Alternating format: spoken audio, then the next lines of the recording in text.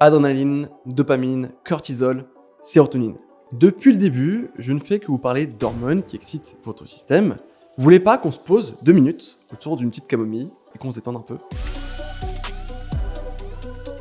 Mesdames et messieurs, aujourd'hui, on va parler du neurotransmetteur GABA.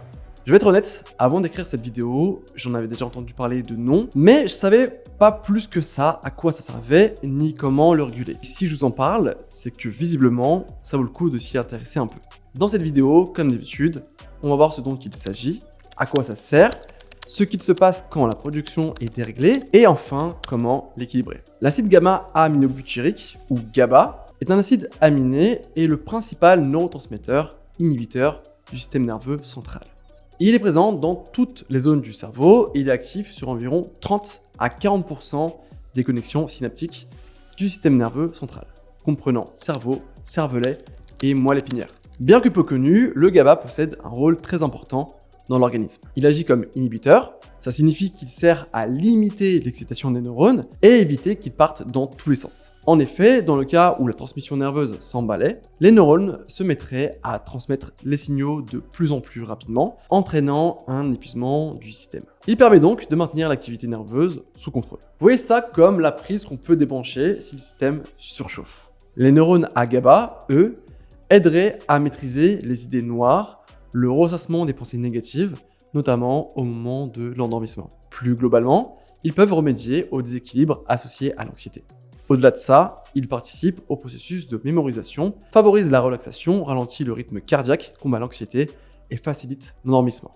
Il diminue la tonicité et les spasmes musculaires et réduit les convulsions de l'épilepsie. C'est un anxiolytique naturel. Les tranquillisants de la famille des benzodiazépines, comme le Valium par exemple, se lient avec le même type de récepteurs qui réagissent au GABA. Par ailleurs, il régule le rythme interne d'un individu et influe sur sa personnalité. Une carence de GABA réduit la capacité à gérer le stress au quotidien. On devient facilement irritable et anxieux. Le GABA est synthétisé par l'organisme à partir de l'acide glutamique.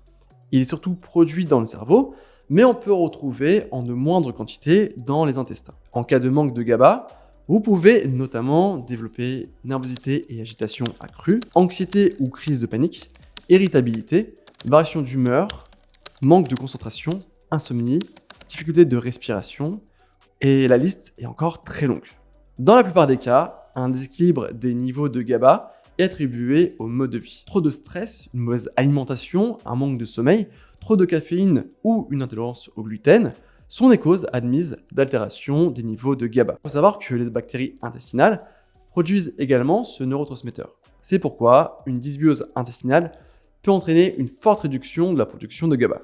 Comprenez par là qu'il va falloir prendre soin de vos intestins, car en plus du GABA, ils produisent de la sérotonine, une hormone stabilisatrice de l'humeur. Enfin, une carence en vitamine B6 ou une réaction auto-immune peuvent interférer avec la production de GABA.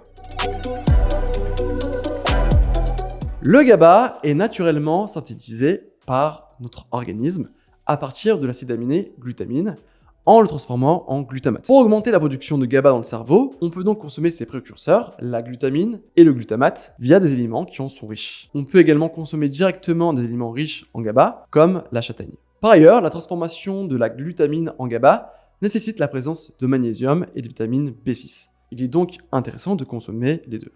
Pour aider la production de GABA, vous pouvez notamment consommer des légumes, comme des brocolis ou des épinards, de l'avoine, de la châtaigne, des féculents comme les lentilles, les pommes de terre, le riz, des poissons ou fruits de mer, du foie de bœuf, des amandes, noix, noisettes, des fruits comme la banane ou l'orange, et des produits laitiers fermentés comme le kéfir.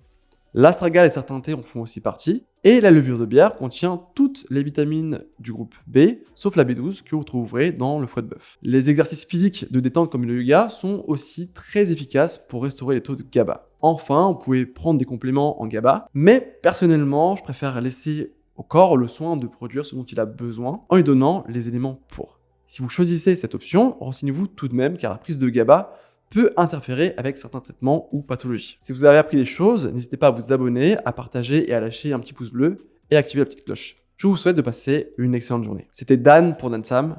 Ciao.